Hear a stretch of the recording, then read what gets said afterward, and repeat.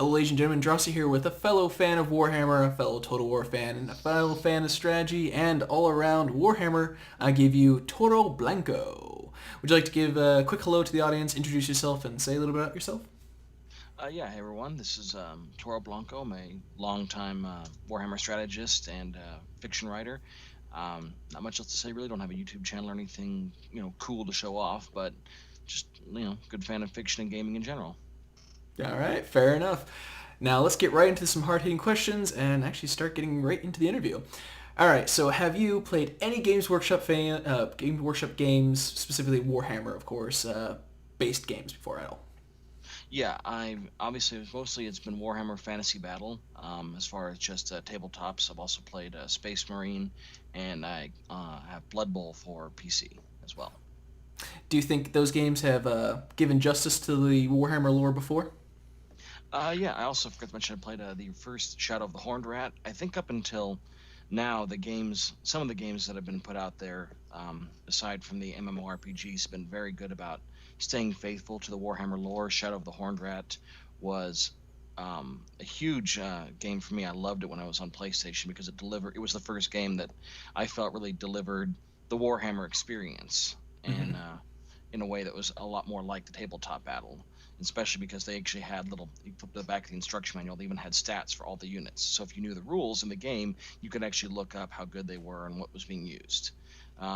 Space Marine, I know you and I have personally talked about this. Mm-hmm. It's not at all based on what it's like to play the game, but as far as the lore, getting you to feel what it's like to be a Space Marine, that artistic feeling, I think it was an awesome example of the 40K universe. Just bloody, massive, Yep. over the top, violent. Bone crunching. Every yeah, it was everything that you would expect a day in the life of a Space Marine to be, and it was a fun game.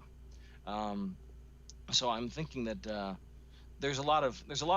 mean, with the exception of the MMORPG, which I felt kind of missed the mark, which is understandable because Warhammer Fantasy is a game of armies and that was a game of individuals. Mm-hmm. I think there's been a record here of Games Workshop, by and large, when they hand it over to people that love the game, they really hit the mark. Blood Bowl, for example, is a little on the crude side in terms of a game, but they had a real-time version if you want to play more football, but they also had a turn-based version that's just like playing Blood Bowl on your Mm-hmm. computer. All right, so naturally, I guess kind of a prequel question would be, what got you into Warhammer? What's your Warhammer roots? Well, I remember I was into fantasy games back in the day. I actually, Shadow of the Horned Rat was the game that got me into fantasy tabletop. I had fun playing the game. It was a really fun experience. And then when I found out there was a whole war game based on this, I dove right into it and I found myself falling in love with not just the gameplay, but the hobby in general. Awesome. So now, following that, do you feel that the Creative Assembly can live up to that IP? Do you feel that they can actually, give the audience, give us fans what we want? Um, that's a tough question. I mean, there's a lot of lore out there. I really think they can, as long because Total War is obviously strategic games with large armies. It's up until it's all they've had a lot of experience in both the gunpowder and sword and sorcery, I mean, sword and shield eras of historical warfare, which is what Warhammer deals with. Magic, I think you mentioned this in one of your videos. It's kind of the wild card Mm-hmm. because we really haven't had a magic system in a Total War game, but there's a rich amount of lore to draw upon for writing, for creating the story. There a lot of what they're doing within the game, not exactly treading new ground, and the gameplay lends itself very well to what we've seen in previous Total War franchises. So I think if they put the kind of love and effort into this, they did. And I loved, for example, Total War Empire and Medieval 2. I think, and Shogun has been pretty impressive. I think there's a history here of successes on their part that shows they can really knock it out of the park if they take it as seriously as they take in other franchises. Now, do you see this bringing fans from the tabletop to the online, and then vice versa? Do you see people who've never touched Warhammer miniatures before actually getting into the tabletop versions? Well, without diverting into an rage-filled rant, this is kind of an interesting crossroads in Warhammer Fantasy Battle, as we've been talking about personally.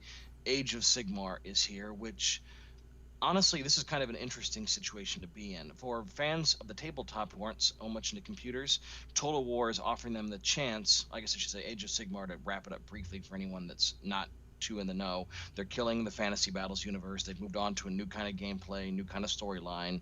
So everything we're seeing in Total War has nothing to do with Warhammer tabletop gaming in the fantasy world going forward.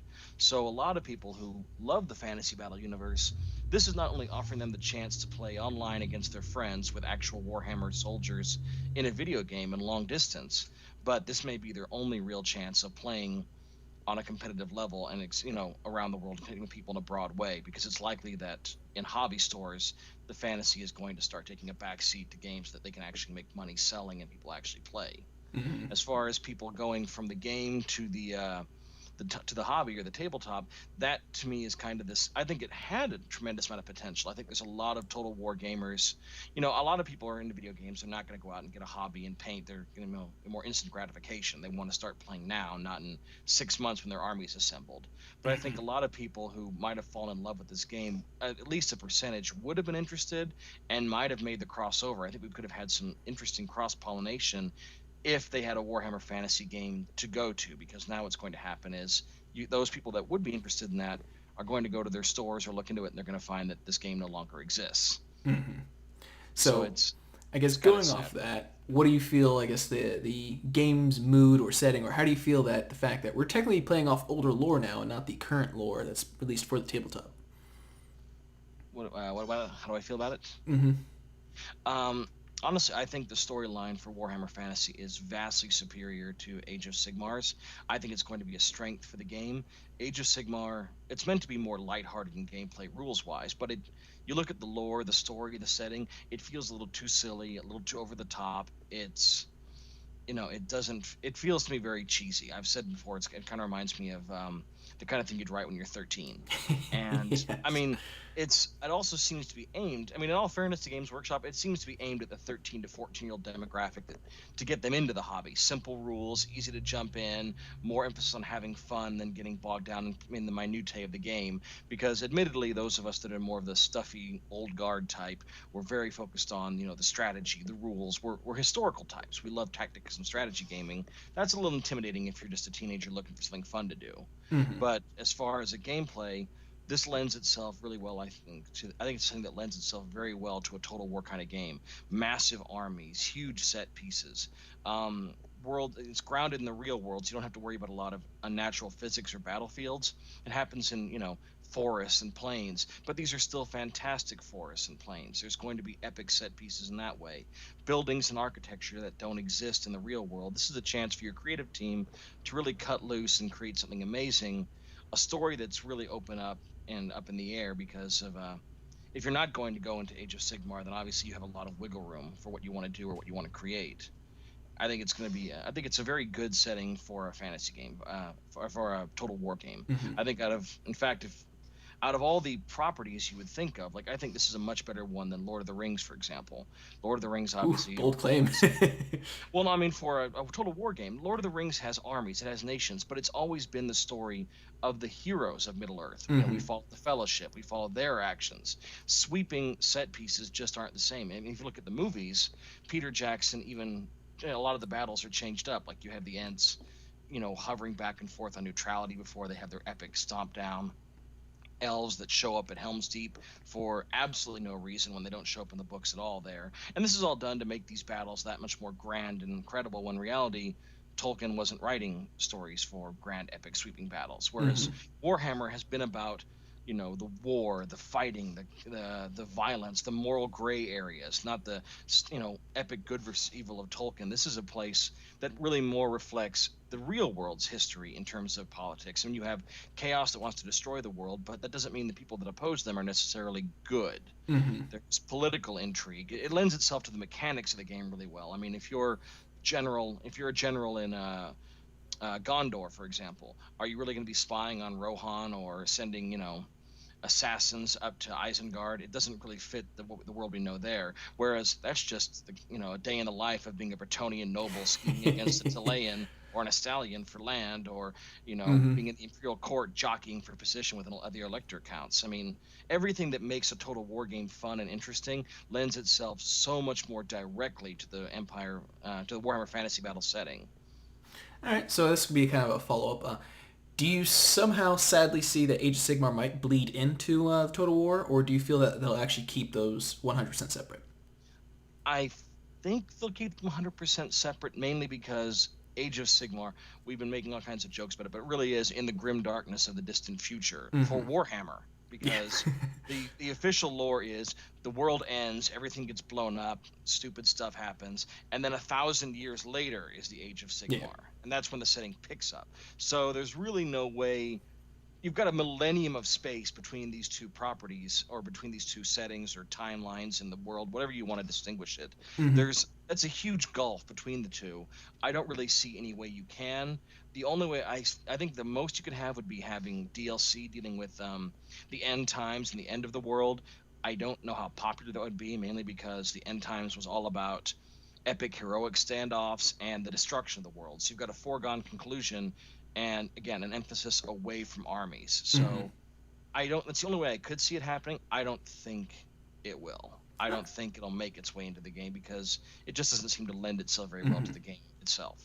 All right. Well, I guess going back to the game now that we pretty much hit lore on the head. Now, how do you feel the fact that there's only going to be starting off with 4 factions right now? We have the dwarves, the vampire counts, the empire as one continuous mass, and then the greenskins. I I'm staying with a lot of people that go, "Who the fuck even plays Vampire Counts?" I mean, that's kind of a running gag, but I mean, honestly, I think it might be a good thing because I think a lot of games like this bite off more than they can chew. For example, the old world is massive. I mean, if you're talking about all the races, we're not even going to go into the unofficial races like Cathay or my personal favorites, the Chaos Dwarfs. Just the official mainline races. You've got a whole continent based on pre-Columbian America with the Lustrians and the lizard folk there. You've got Nagaroth with the Dark Elves. You've got the elves on their island, and then you've got a huge chunk of Renaissance era Europe as well as the Middle East, and that's just the official world. It's massive, it's sweeping, it's a lot of map space realistically. If you look at the Total War games, that's a big amount of land to cover because unlike competitors that are more strategy based and less army based like Europa Universalis, they've never been whole planet games. And so I think if they tried to cover all the races, I think it might have been honestly way too much ground to cover. And it's also a case of way too many pieces trying to fit together. How do you get the warp magic of the Skaven, the advanced magic of the High Elves, the admittedly already amazing magic of the Wog and the Empire Wizards? How do you get all of that to mesh together? I think this is a really good way to do it. You've got you got your basic human army and dwarven army. So you've got a fantasy race, a relatable race, and those are both much more mundane in feel. You've got the orcs and with vampire counts and orcs, you have two good, two bad.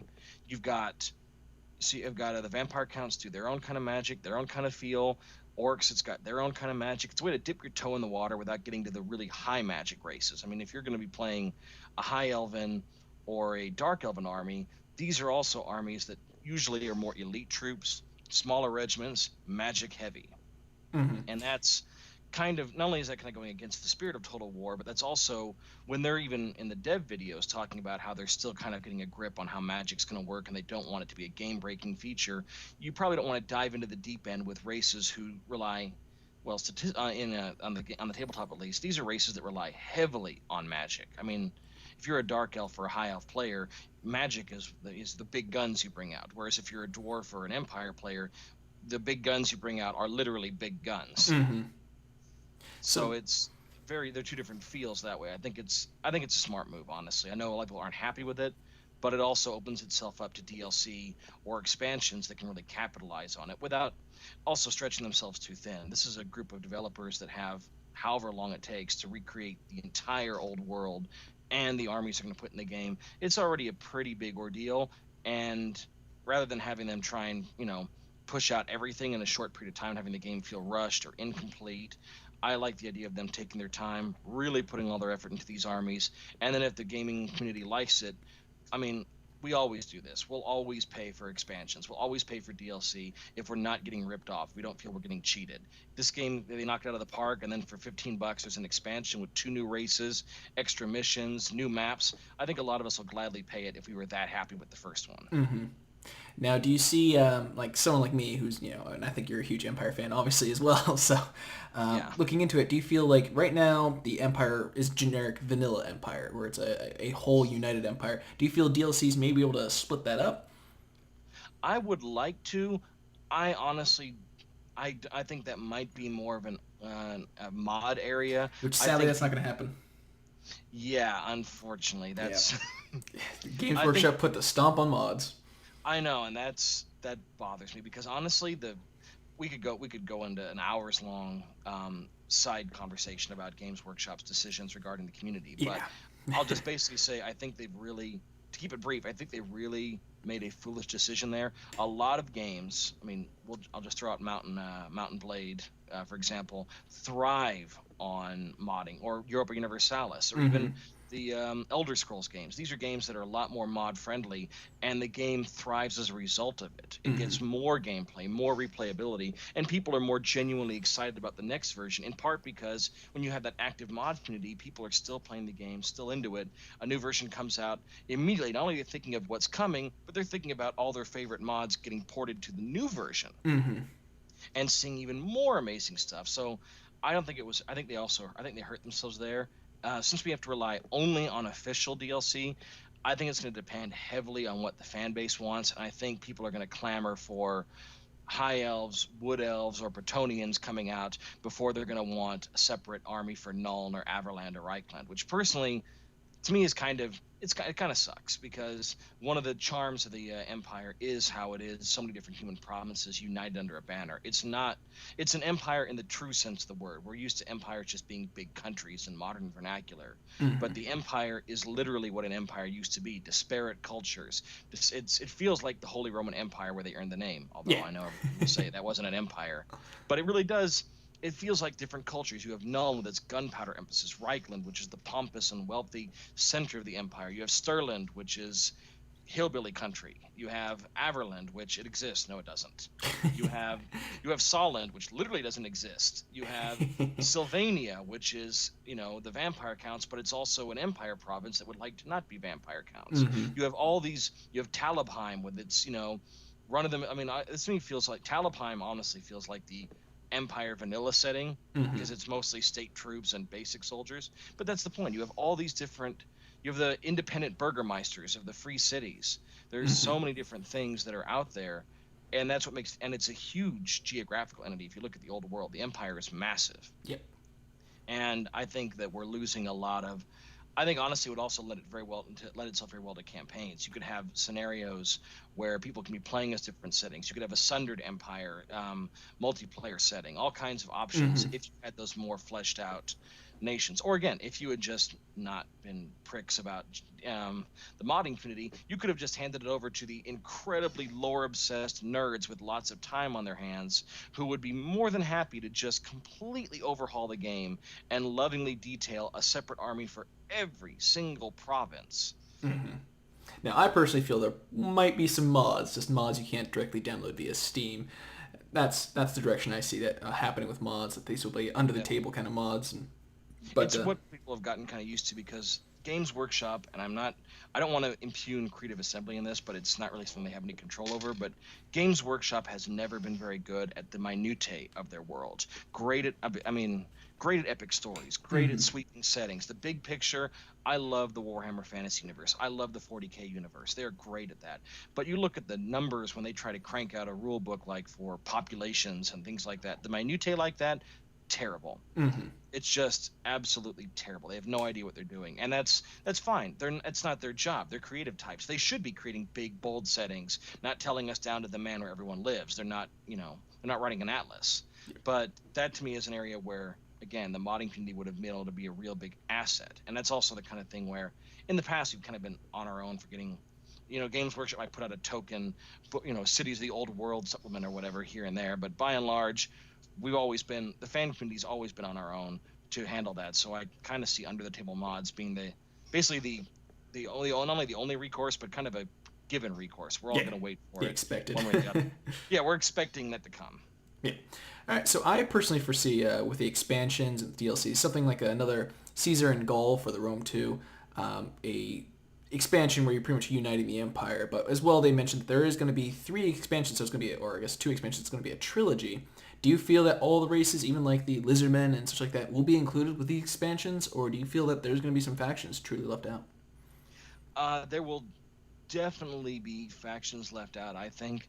I don't know which ones. I mean, for like I said, you can pretty much count on any faction that doesn't have an official army book, and I would not count on seeing Dogs of War, even though they're the most recent. I know I'm not going to see my beloved Chaos Dwarfs. There's not going to be a Cathay or a Nippon or an Ind.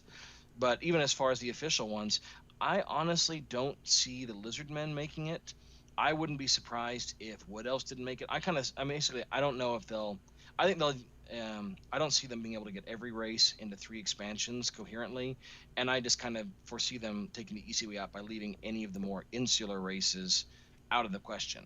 And you could, from a story standpoint, it'd be easy to get away with that. You could easily say, well, the Wood Elves wouldn't leave their woods, or the Lizard Men are on the other side of the planet. I Mm-hmm. think they'll kind of take that route. I would be surprised if every official. I know, like I said, I've already washed my hands of anyone not official because GW would probably put the nix on that, even if they wanted to. But of the official army supported races, I would be shocked if every single one of them had a developed, never mind well balanced or anything else, but even just a presence in the game by launch. I don't even think we'll see, for example, like a border prince's army necessarily. I know there's no full nation there. But my point being, the border princes is a very commonly used apolitical area. I don't even know if we'll see that fully fleshed out in Do you Total think we'll see War. like a Kislev or even Bretonia? I I would like to believe we'll see Bretonia because it's been a major staple of the human world.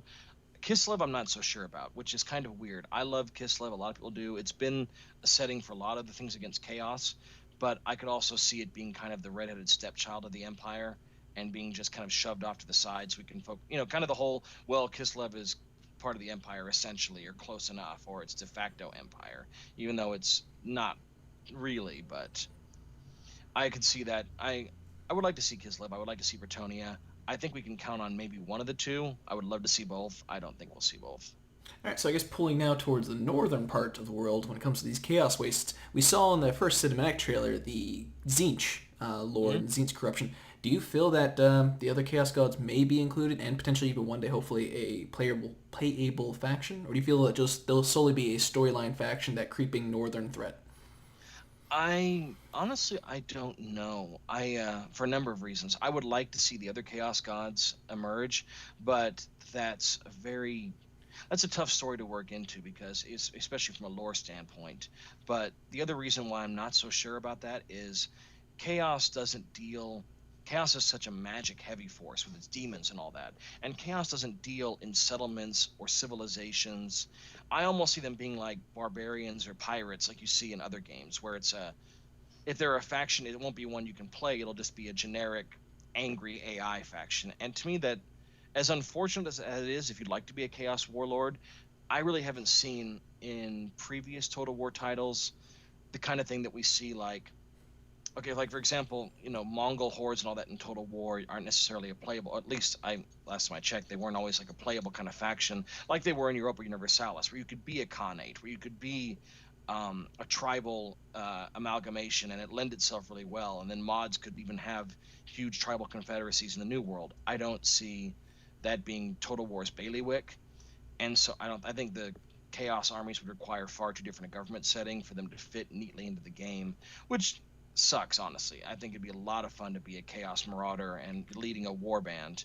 I don't think we'll, I don't think we'll see it as a player-based faction, and I think that's kind of unfortunate. I think we should. I think the effort should be made. I just don't know if they will. They may do something like what they did with the Huns in Attila Total War, but they were the sole, focus of that expansion. In my opinion, was the Huns and how to deal with them. So I don't know if they'll do the same with this, but I would. I would like them to, and I could be surprised. One of the DLCs could be a very chaos heavy one. In fact, it could be like the third one where it's about a big chaos incursion. Because I mean, we saw Storms of Tzeentch. Archon. Yeah, well, I mean, God, hopefully not that, um, but I mean, like we saw in the trailer, Tzeentch is featured in the trailer. We have a changer of ways in the cinematic trailer. To believe that it would be an unforgivable bait and switch for chaos not to be a big part of it, at very least the story. Hmm. And that's why, on that same note, I wouldn't be surprised necessarily if the third or second DLC dealt with the chaos hordes. I don't know if we'd see all four deities. I think honestly that with as rich as the game is, I think that would be too much to hope for. All four chaos in the same way would be too much to hope for imperial provinces. But I could see something like the Huns being done with the Tzeentch forces in one of the expansions. When the war against chaos is more of the central theme of the game, Hmm. I could see that being very much the case. Because obviously, right now the emphasis is on the orcs and Empire and Blackfire Pass. I think that one of the expansions with chaos being the big focus, since they've already fleshed out the empire and all that, and it's an expansion, that would give them a free hand to really dive into chaos. That actually might even be one where you might see the high elves or the dark elves, in addition to that, because a chaos army is going to be more magic heavy. If you've worked out the kinks with how you want magic to work, then it would be a lot easier to bring in chaos. I think right now it's a bit too much of a tall order to bring in demons and, a very monster and magic heavy army. Hmm. Well, I believe that pretty much wraps up all the questions I have. Do you have any things you'd like to add or throw into the discussion here? Not really at the moment. I mean, I'm just like you. I'm very excited to see how this goes out. I'm very excited about the. I think this is a big shot in the arm for players like us that want to connect people long distance, want to keep it going. Hmm. Very excited about that, and just really hoping to see that this thing is everything. Everything has the potential to be. All right. Well, as he introduced himself earlier, guys, he is a fantasy fiction writer. Did I say that correctly? Yes. So do look forward to that. Whenever he does release his work, I'll definitely be posting links below in the description below. So do check out that. Would you like to say farewell to the lovely audience here? Thanks very much for your time, and yeah, I've got. My first book coming up in the next few months, hopefully, and I'll make sure that Rich keeps you guys posted and buy my book, please. Thank you so much, Toro Blanco, guys. Thanks for watching. Do check out the links below. And as always, guys, I'll see you on the high ground.